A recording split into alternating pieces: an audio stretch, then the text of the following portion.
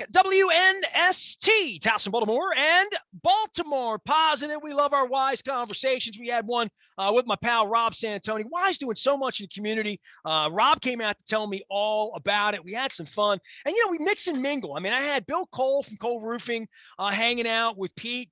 And then Leonard Raskin came over from Raskin Global, and we had some fun. He went to Epcot last week, so I was all jelly. I wanted to find out how all that was rolling. Because Luke and I used to get together, and, I told the story about the Causey family over at Costas. The story I did not tell, and I have to tell this because I'll tell it again, because it happened live on the air, right? I got Rob on, and I go in for the lottery. I give Betty Boop scratch-off tickets away to everybody. I mean, because if you not the kids, because people have kids now, but I go around the room. It's 3:34 in the afternoon on a Friday. It's kind of like mellow, which is the reason I do it at that hour. And I went around and I gave Patty Coster one. And in the middle of the segment, she goes, "I won $100. I just won $100. Like someone, what? You won $100? What? So she brought it to, she won $100. So there are real winners at these events. So come on out to Fadley's this weekend to Greenmount Station and beyond. Dude, usually this time of year, when I was thinking about this, like you and I, we were talking about Terps and them hiring coaches. We would go to spring training and watch Terps games. I remember going to actual games in St. Petersburg with the late, great Todd Froworth. And I know I communicated with Jimmy Poole a couple of weeks ago as well. We're trying to get him on the show as he is battling ALS and Lou Gehrig's disease down in Atlanta, Georgia. Messina and I went to these games. This time of the year, the confluence of basketball, and I don't mean just hiring Terps coaches, but basketball, spring training, hope, spring training games, green uniforms, green beer, like all of that. And spring is springing, the stuff that, like when we had a plague for a couple of years, really sort of effed us all up, right? But now there's baseball. And Luke, despite the fact that they locked them out for 90 days and they're down there now, and grapefruit is grapefruiting and cactus is cactiing and people are gathering. I have friends that live in Sarasota at the game and they're taking pictures, and the big quote up about nothing is alive until baseball happens, that's in the front of the Sarasota. All of that's there. And then we want to watch the game. So how you doing? How are things? Good. Hey, I baseball. I said in one of our previous conversations, I did happen to come across Sunday's game against Boston. It was on MASN and MLB TV, which is actually a really great product.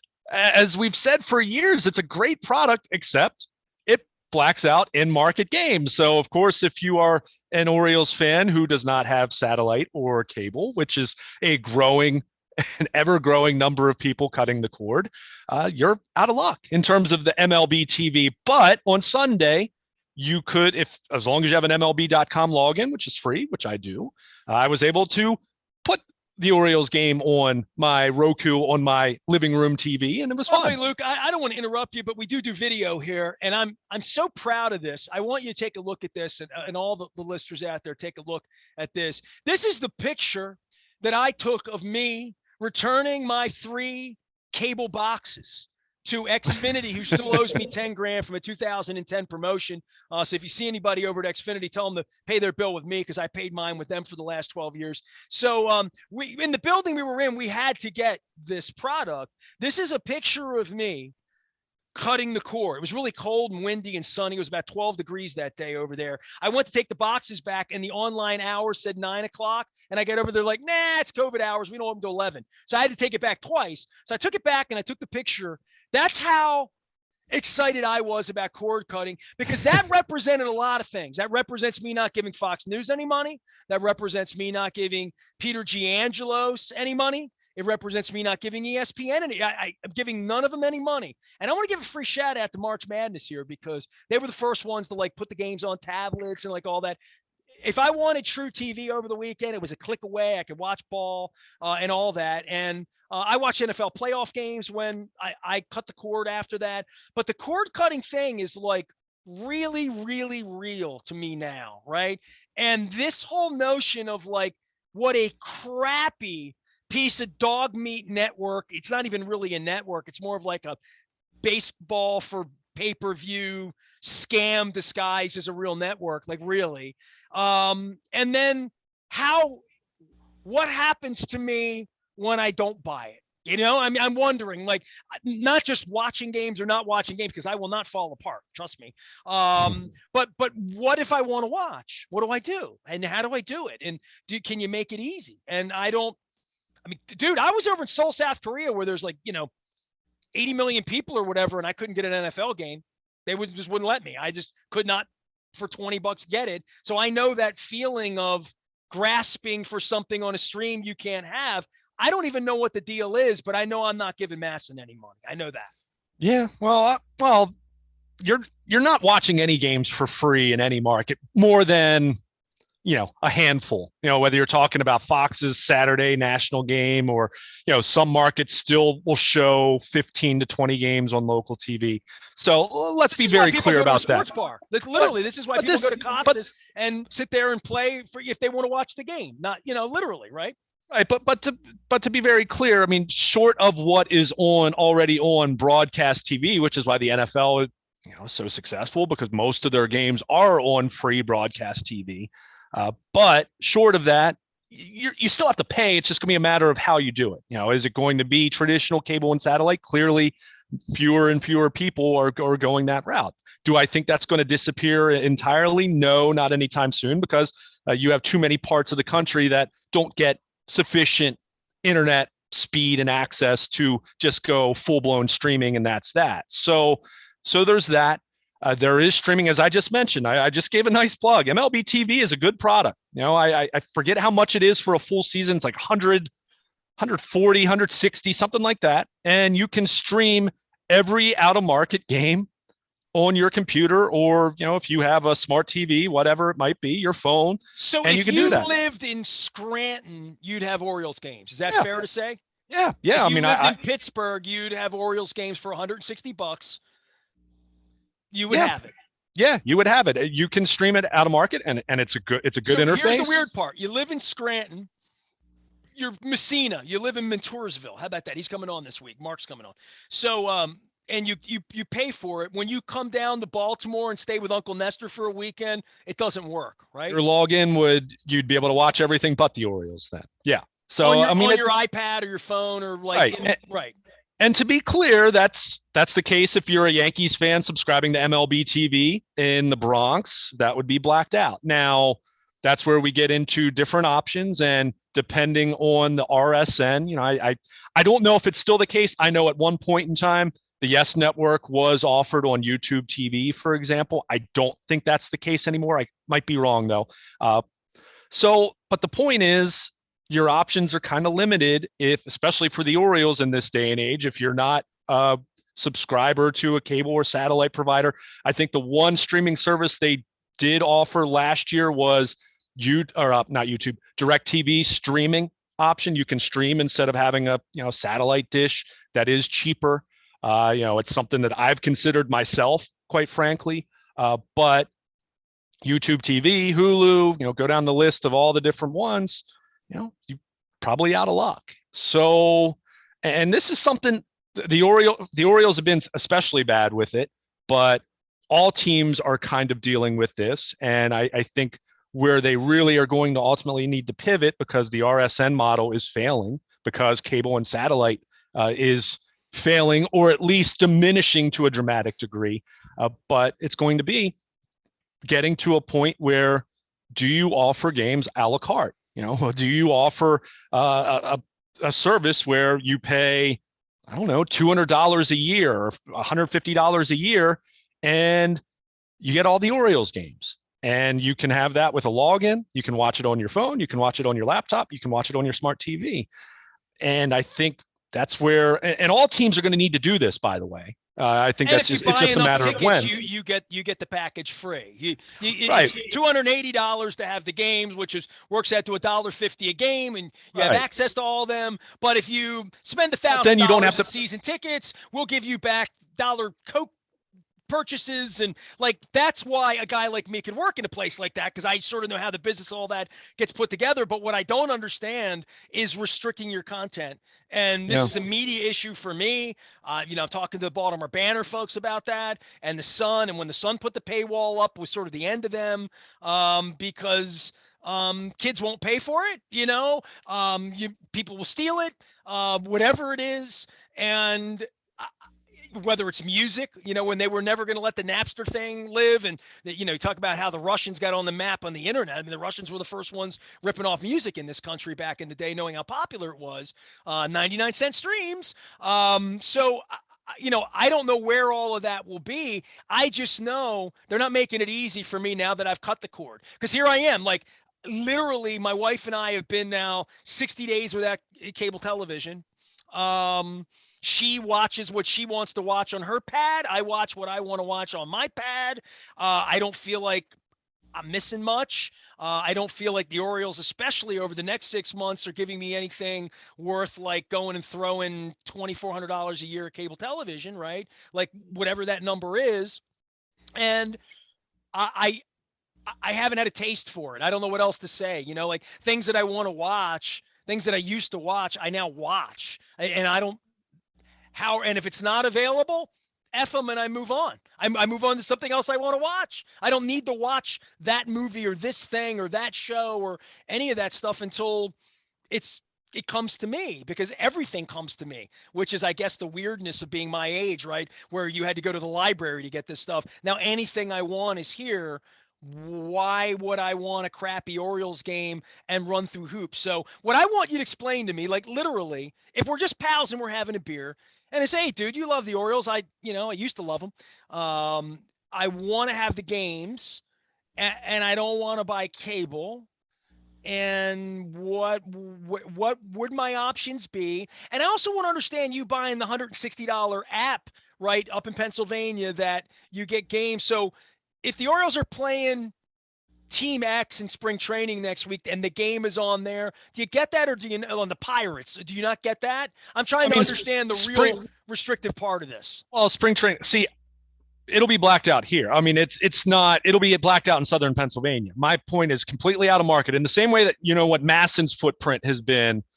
Same thing for the in-market streaming. So you couldn't even pay to watch them play the Pirates in a preseason game. Spring training, I think it's a little more lax. Like, for example, I used the MLB TV app to watch the Orioles Red Sox game that was on NESN on Sunday. That wasn't blacked out. And I think, one, I think they are a little more lax for spring training. Two, MASN wasn't televising the game anyway. Well, so I was able to get point. it. Although I found it to be weird. I got it on my phone. I was able to get it on my Roku for my living room big screen TV. However, it was blacked out on my laptop. I live right near the Mason-Dixon line. Maybe that had something to do with it. I don't know. It's weird. This is what I wanted to know, like, because it is a little freaky. Yeah, it is. Well, but your options are limited. If you're not going to do cable or satellite, like I said, and unless some announcement is coming that changes things. At my understanding, by the end of last year, the only streaming service that carried MASN was DirecTV streaming service, which is a separate thing from a DirecTV subscription, to be clear. DirecTV subscription, depending on what package you have, you might be dropping 150, 160 bucks. I think the DirecTV streaming is probably $80 to $90 a month, which, is more than, I think YouTube TV, I want to say, is 65, something like that. So it's not outrageous, but that's the one. It's not a case of, well, if you want YouTube or if you want Netflix or if you want Hulu or some of the different ones that offer live streaming in addition to whatever original programming they might have. Knowing streaming services are all different in that way, but man, I'm getting old, dude, because if you make it that hard for me to get it, I'll just watch it on tape later, or I'll just monitor it on my phone and consider it a concert where it was sold out. It's just, and I don't think, if you subscribe to DirecTV's streaming service, I don't have it myself. Everything I've read about it, it seems similar to if you have YouTube TV, which is YouTube TV looks like cable. You get it.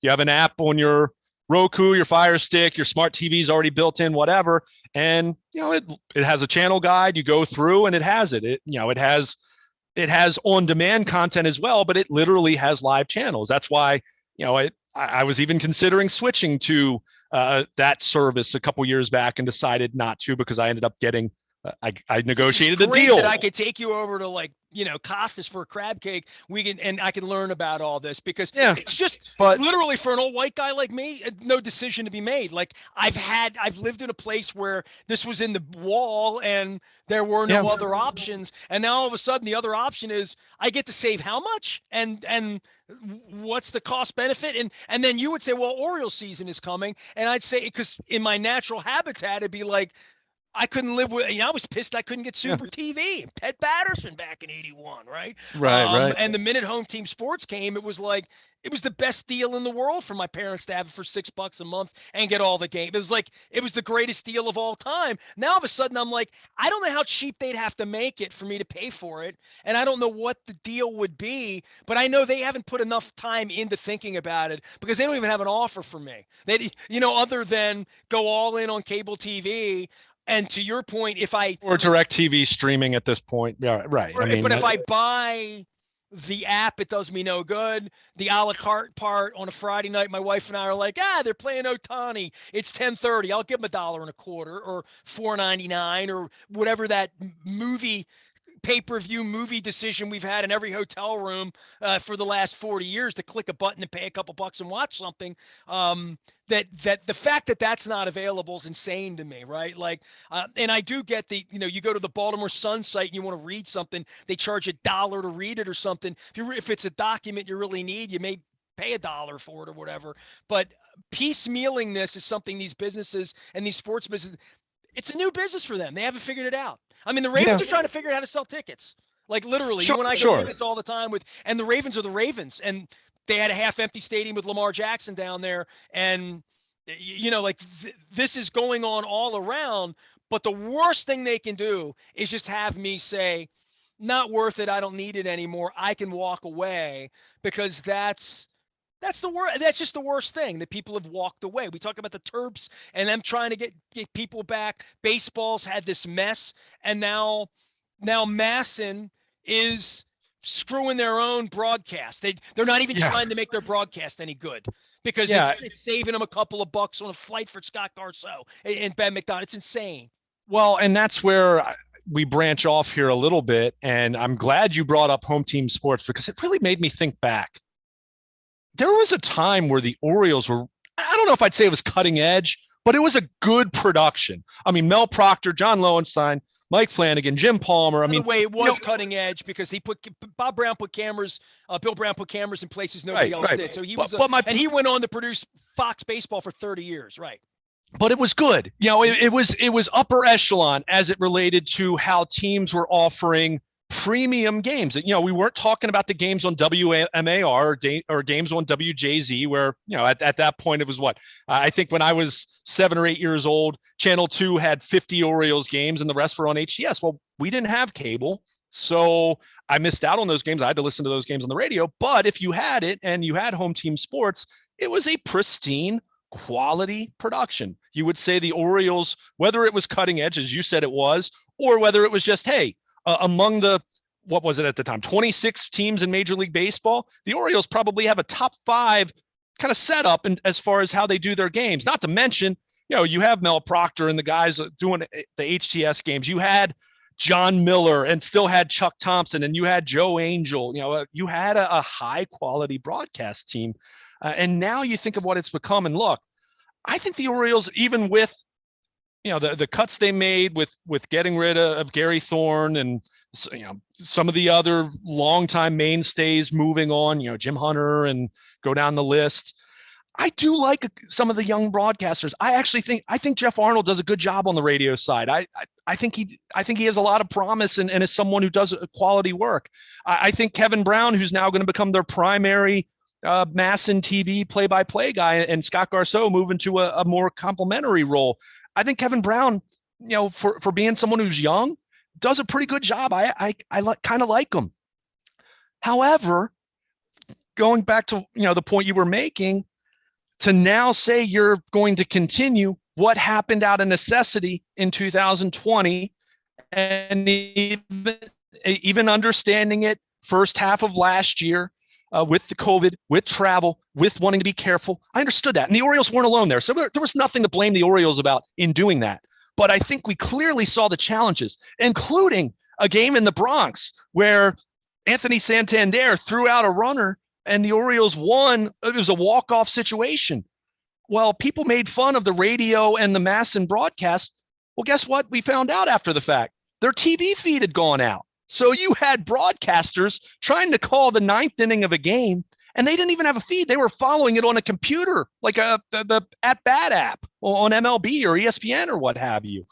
But it just speaks to the challenges, the frankly minor league mindset of not sending your broadcasters out on the road to do road games when they can't see a pop-up. Exactly. It's insane. Exactly. So, and I understand anger over Gary Thorne being let go, or go down the list.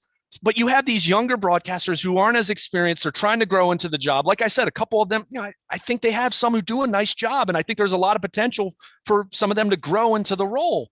But you're cutting them off at the legs if you're not letting them travel and cover road games and get to talk to players on the road, which anyone would tell you, anyone who covers baseball, you really get to know players better on the road. There are fewer places for them to hide. They're in the clubhouse more.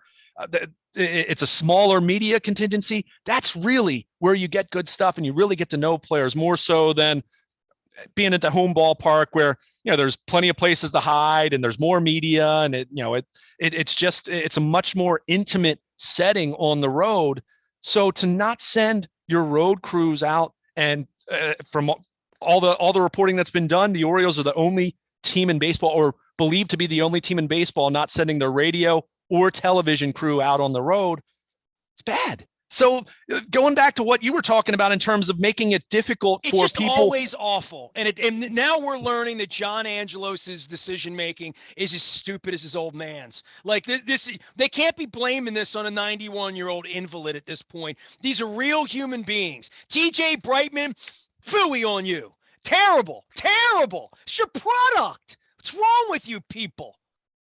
So this goes back to what you were just saying in terms of people that aren't engaged, but then you have people who are, and you're continuing to diminish the value of the product that you already have me paying for. So as more and more time goes on, it's not enough that the team is awful.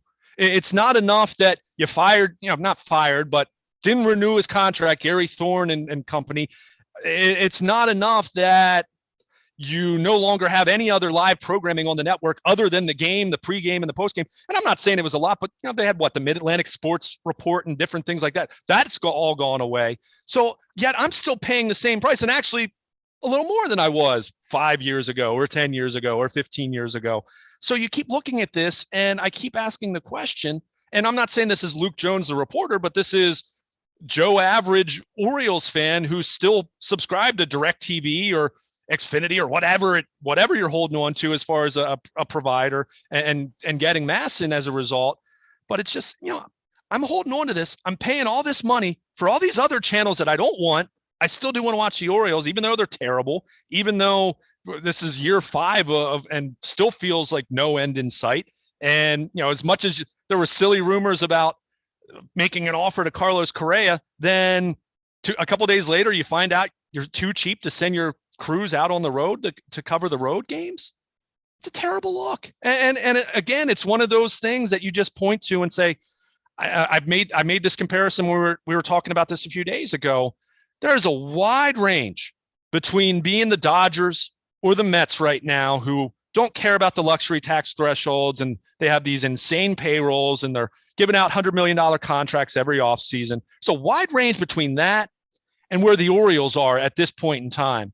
And it just feels over and over and over, speaking as, someone who's just speaking as an average fan, that they're doing everything they can to save money. And if it makes the viewing experience and the overall experience of being a fan that much more miserable, they don't care. And that's how this comes across. I mean, how much money are you really? If I said to you, Margaret Whitten, would that mean anything to you? Margaret Whitten? Margaret Whitten. She was the character who played the owner of the Cleveland Indians Oh yeah, in yeah. Major League. I thought it was Remember? I thought it was Margaret Whitfield. Yeah, I know. She was Rachel. Was it Rachel Rachel Phelps. Phelps? I Yes. had to Yeah. Google her. Yeah. So Margaret Whitten was the owner. And you remember where the plane, the lights were going out, Yeah. and they needed a hot tub, so they put a outboard Mm-hmm. motorboat in. Like Mm-hmm. I That's how don't know this what comes else to across. say. It's Sure. insane, but I it don't comes disagree with you. across like the son of the same clown who had Cal Ripken and Mike Bordick and Brady Anderson working out in a tent with dumbbells from 1960 from Charles Atlas 20 years ago. It comes across as the same people that played another decade and a half there after Disney offered to build them a place in Orlando with the Braves. I mean, it's just, if believe me, dude, if they didn't Yeah. build Camden Yards, how about they're building this Peter porch down here in left field now too, right? So they're building the cavern out in left field too. Like all of these decisions are made, and you're like, is that a good decision or a bad decision? And you're thinking, they're not even sending their broadcasters on the road for their core product, which is now television, because going to the ball game isn't their core product. They've made all their money off of people being siphoned money off of my cable bill. That's how they've made their money the last 15 years. And they don't, I'm trying to figure out what the next grift is. I mean, I don't, Yeah. there's nothing on the up and up here. They're not trying to win. They're not spending any money. They're not marketing the team. It's insane. It's Margaret Whitten. And you know what she was trying to do? She's trying to move the team to Miami. Is what she Well, was trying to do back in the day. well, I recall having a conversation with someone connected to the team. Not a high-ranking official or anything like that, but this might have been 6 weeks or so. I think this was like January of 2020. So this was right before the pandemic. But they went to spring training, all that. That was going into the second full season of the Mike Elias era.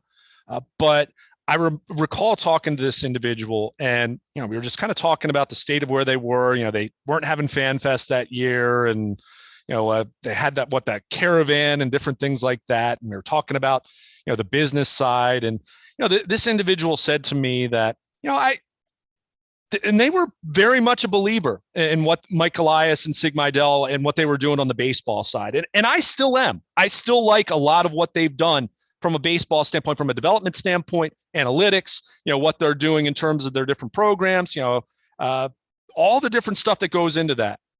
But you look around at the rest of it, the business side of things, whether it's MASN, whether it's outreach, and I still wonder at that point in time, and that's what this individual said to me, is at what point do, as much as Elias is rebuilding the organization and the talent pipeline, and they now have a farm system that's considered one of the best in baseball now, and they have made strides in that way. But at what point do they get all that work done? And then you look at the rest of it being a total mess, and that interferes with taking it to the next step where you presumably say, all right, got a core now. Got I Adley never Rutsch. accept that there's competence down there. I see but that's little where part of competence from the business side of this that I mean, they had Brady Anderson running around down there, working out players 4 years ago. So it's not that we're not really that far removed from complete dysfunction at various levels because of ownership. And this is the kind of dysfunction that when it comes to the top at John Angelo's, where it's going to cost another $412,000 to send these guys on the road, that he says no. And because it does stop with him, even though he's not getting any heat here, somebody's making these really awful, terrible decisions that make me want to curse. Well, and that's what than I do. That's what I have found the response to the reporting over the weekend, from the Athletic, of a lot of Orioles fans, a lot of people that I follow Orioles fans on Twitter, and I know some that are all in on Mike Elias and all in on the direction of the franchise and all in on the baseball side. And I see how disheartened they were by seeing that news of how ridiculous it is to 2 years later to be saying, oh, quote, out of an abundance of caution, we're not going to send our everyone sees right through it. And even the ones that are bought in from what they're doing from a baseball standpoint. And they're bought into the rebuilding plan and what Elias and Meidel are doing. And they're bought in on Adley Rutschman and they're bought in on Grayson Rodriguez. There still comes a point where, okay, all of that's in place, ready to go. What about payroll? What about signing free agents? What about marketing your club when you're at a point where you're ready to cash in on Adley Rutschman being one of the young faces of the game? All those different things. When you see a decision like this made, and to your point, we're not talking about saving millions of dollars here. You're talking about a few $100,000, probably tops. Why? Is it really that important to keep every last nickel when it makes you look so minor league? It's a terrible decision. And again, it goes back to what I said. This isn't so much impacting someone like you who already has cut the cord. This impacts the people that are still trying to hang on, and they're saying, the Orioles are just doing something else to make me mad. They're just doing something else to make this more difficult. They're just doing something else to make their product worse. Why? At what point in time do I say, you know what? I've loved this team for so long, but they sure as heck haven't loved me in a really, really long time. And you can look at me. I was 2 weeks old the last time the Orioles won the World Series. I have gray hair. I'm going to be 39 years old in October. That's how long it's been. Seriously. I mean, let's think about that. I'm not a young man anymore, relatively speaking to people you're trying to attract and kids now coming out to the ballpark and things like that. So, you just look at this, you see a decision like this made. How does that jive with then having any trust or faith or confidence that when the time comes where they do have a legit core in Baltimore and a young core that you'd say, yeah, that looks a little bit like what Houston had 7 years ago and they started building around it. What evidence are you seeing when you can't even send your broadcasters out on the road? What makes you think suddenly they're going to go back to having a $150 million payroll? It's hard to have confidence in that. And it's an awful look. It's pathetic. It is. And, I don't say that with any disrespect intended towards the broadcasters that we're talking about at the network. It's the network themselves. And again, you're talking about younger, more affordable broadcasters that, the hires got criticism and people were ticked about Gary Thorne being let go and all that. You're not giving these guys and gals a chance by even sending them out on the road to do their job in a way that they should be used to being, expected to do it, being out on the road and being in the ballpark and getting to talk to players and coaches before the games and all that. I mean, it's a terrible look and there's no reason to excuse it. Sorry, it has nothing to do with COVID. It has everything to do with saving money. Yeah, I mean, this was all supposed to be different once Papa Peter, went nighty-night. There were supposed to be better decisions, fan-oriented, orange carpet, all of that. And instead, he shows up for Paul McCartney, and they're going to have a Pearl Jam announcement at some point, right? So, he shows up for all of this on a Zoom call. But when it comes down to like running the franchise on behalf of the city, on behalf of the community, it's just absentee, and it feels the part. TJ Brightman, you're doing a horrible job. I want you to know that. So there you go. Luke Jones, he can be found at Baltimore Luke. He is Luke at WNST.net. At some point, we'll get happy about the Terps hire, happy about the Ravens and Marcus Williams and Morgan Moses and bringing back Michael Pierce and who are we going to draft and all these free agents out there. We had some Bradley Bozeman chatter as well. You can find all of that now at BaltimorePositive.com.